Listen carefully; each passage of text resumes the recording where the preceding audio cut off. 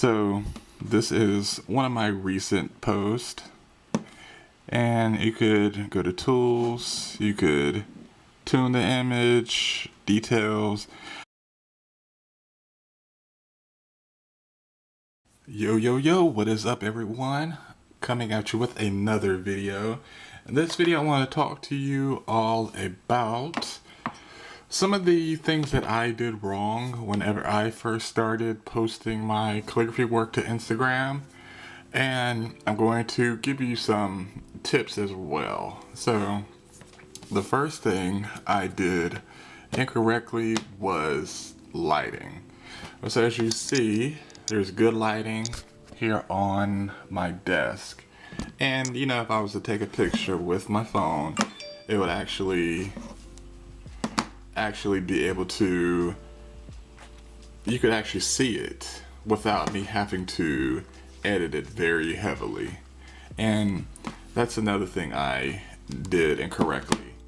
I would take my pictures, and even though my phone and I had Photoshop, I would never edit my photos, because the reason why is I didn't know. I didn't know to edit photos and, you know, change up the brightness other than putting a filter on it.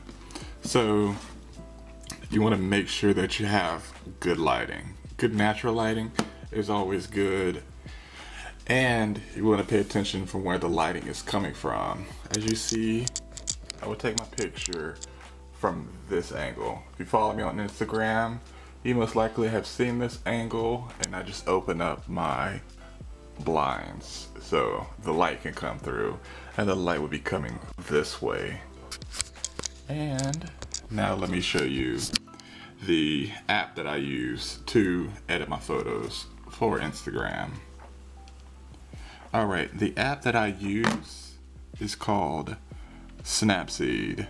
This app is completely free, and let's open up a picture. So this is one of my recent posts, and you could go to tools, you could tune the image, details. I mean, it's so much you could do to a photo. And they even have filters that are already edited, and it'll automatically apply them to your photo. And let me show you one more.